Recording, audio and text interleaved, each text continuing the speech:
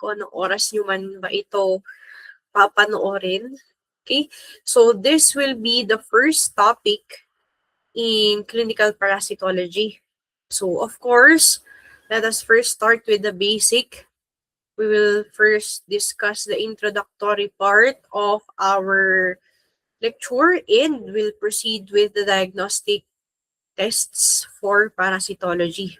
So, dito class, pag-usapan natin yung examination of stool and body fluids. Okay? Ayan. So, sa introduction muna tayo. Alright, so let us first start with the definition of terms.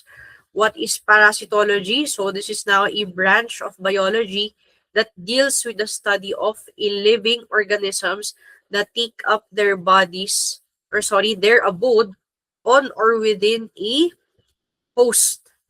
Okay, so our host is any living organisms that harbors any parasite. In our parasite class, they can exhibit in two ways. So, pwede siyang maging endoparasite or ectoparasite. If you're talking about an endoparasite, this is any parasite that is found or lives within the body of the host. And if you're going to talk about ectoparasites, these are parasites found on the surface of the body of the host. Ayan. So, there are two states of parasitosis. Okay. So, in the two states of parasitosis, we have infestation and infection. Ayan. So, during infestation, there are ectoparasites that are present. And during infections, the organisms involved are endoparasites. Okay. What about our host-parasite relationship? Okay, so there are different types of symbiotic relationship. Pag sinabi kasi natin symbiosis, this is the association of two species that lives together. Okay, dalawa ang involved na parties dito. So first, we have your mutualism. Okay, this is a specialized type of commensalism wherein the relationship is beneficial to both organisms. Both of the organisms are being benefited. Either is not one or not both are being harmed. Both of them are benefiting from each other. We also have commensalism. For commensalism, this is actually a Latin word that means eating at the same table. So this denotes an association that is beneficial to one partner and the other is neither benefited or harmed. Okay, but it needs the other party. Okay, one partner is benefited, but the other is neither benefited nor harmed. Unlike from parasitism, where the relationship of organisms is being benefited and the host is being harmed. Okay, one party is being harmed and the other party is benefiting from their relationship. So I hope you're not this type of organism, a parasite. Okay. And then lastly, we have your phareses. So your phareses are any living organisms that is noted by being physiologically dependent on each other. Okay. Ibig sabihin, one party is attached to another. Okay. It cannot exist without the other. Your phorons, okay, the type of organism that is involved here in phareses are phorons that travels together. Okay, phorons travel together. Why? It is now for transport or transit. Okay, pero dito class, take note in your phareses, both, kung makapansin nyo, both are one organism is being benefited, tama? Because it is being transported from one place to another, but it is not harming the other party. Okay, they travel together. Okay, there are also two types of parasitic life cycle. You have here the direct life cycle and indirect life cycle. In your direct life cycle, the parasite will only utilize one host for its entire life cycle. For example, you have your Ascaris lumbricoides. So in the direct life cycle of this one, what will be the host for your Ascaris? It is actually human. But for the indirect life cycle, the parasite needs two or more hosts in order for it to complete its life cycle.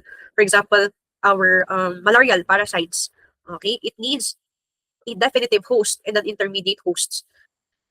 Okay, so the definitive host will be the mosquito, okay, and then the intermediate host or the other host will now be humans. Kailangan nyo ng dalawa or mas marami pa sa dalawa in order for it to live its life cycle or complete its life cycle.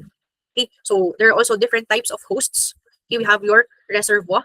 Okay, for our reservoir, this can be an inanimate or inanimate objects to which the parasite is found normally living. Pag sinabi nating animate, these are the normal hosts of the parasites.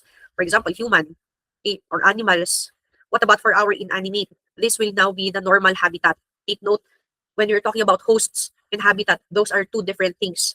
Okay, again, for animate, these are normal hosts. For inanimate, these are normal habitat where you can find them normally. Pag sinabi kasi natin habitat, doon sila nahanap. Tama? Doon sila talagang namamahay. Unlike for your host, okay, they are benefiting from that source.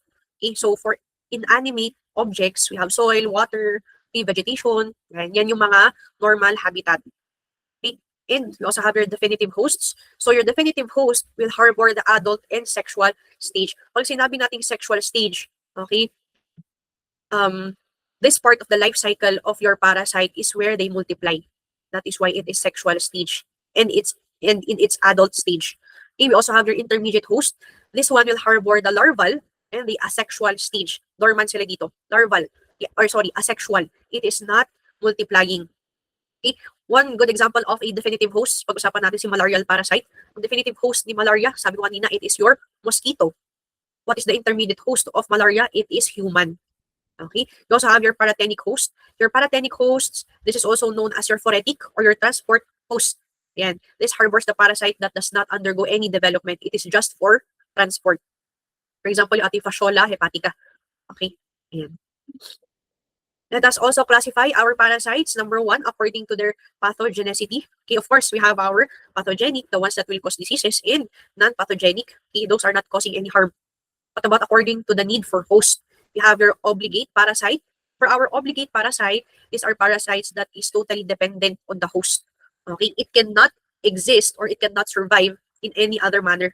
It needs, okay, nandun yung term na it needs or it is dependent on the host itself.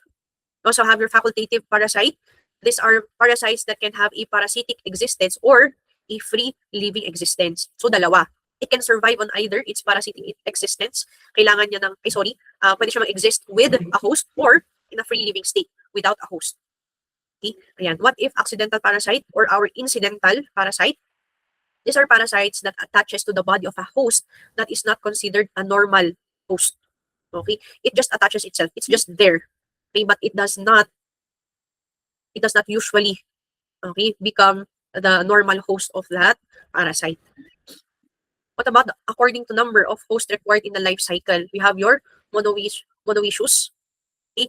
Our monoecious, they require one host only. For heterocinus, they require two or more hosts. Okay? For auto, ayan dyan yung term na auto natin. Okay? This is harbored by a definitive host that shall become the intermediate host of the next generation. So that is self. Okay? What about our spurious parasite? So these are organisms that parasitizes other hosts that pass through the human intestine and are detected in the stool after ingestion. So ito yung class yung okay, the parasite will pass through the stool. Okay? And accidentally, okay, makakain mo yung stool na yun. And of course, lalabas ulit yan sa stool. So these are your spurious parasite. Okay, papasok sila ulit sa katawan. These are also known as your caprozoic parasites. So according to habitat, nandito tayo sa endoparasite or ectoparasite. This is now specifically what you call the parasites if they're part of or they are seen in the GIT. Ayan, blood, tissue, cells, body cavity. Ayan. So what are the source of parasitic infections? Ayan. So number one, nakikita natin sila sa soil. Hindi naman natin nakikita physically, pero they're being seen in soil, water. Meron din yan sa food. O meron din yan sa drink ang mga ating mga parasites. How? Because of the mode of transition.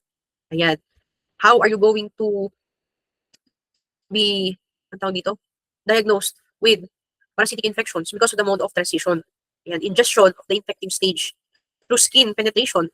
Okay? Contamination can also be under the skin penetration because of the practice of night soil. Alam niyo yung practice of night soil? You are using the human excrete as fertilizers tapos accidentally hindi ka naghugas ng kamay. Nagkamay ka, ay nakain mo yung soil under your nail bed. Tapos infected pala siya ng tinya. For example. Ayun ang night soil. The use of excrete, human excrete for fertilizers.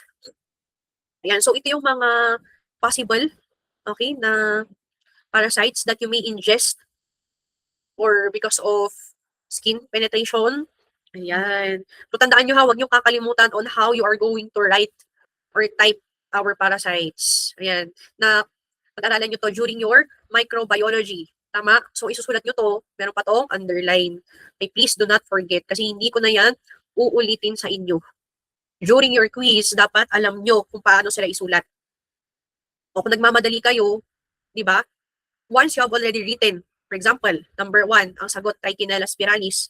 Number 2, ang sagot ulit Trichinella spiralis. Paano nyo siya isusulat na the second time around and the succeeding times? It is just T. spiralis. Di ba? Kasi na-mention na siya the first time noong una eh. So, hindi mo na kailangan isulat ng buo ulit. But that is up to you. Yun lang yung suggestion ko. Na pag naulit ang isang parasite, di ba, nabanggit na siya for the second time and the succeeding times, hindi mo na siya kailangan, ang tawag dito, isulat ng buo. Pwede na siyang just a shortcut version of it. Basta nabanggit na siya. But of course, pag hindi pa siya nababanggit, hindi nyo pwedeng gawin yun. That is wrong. Okay, and do not forget, italicized and underlined. Ayan, huwag nyo kakalimutan, hindi ko na ulitin yan. Okay, let us talk about also our vectors. Okay, they can either be intervertebrates, yung mga arthropods, or yung mga mollusks natin. Mollusks are snails. Okay, there are two types of vectors. We have biological and mechanical vectors. Pag biological, okay, biological vectors are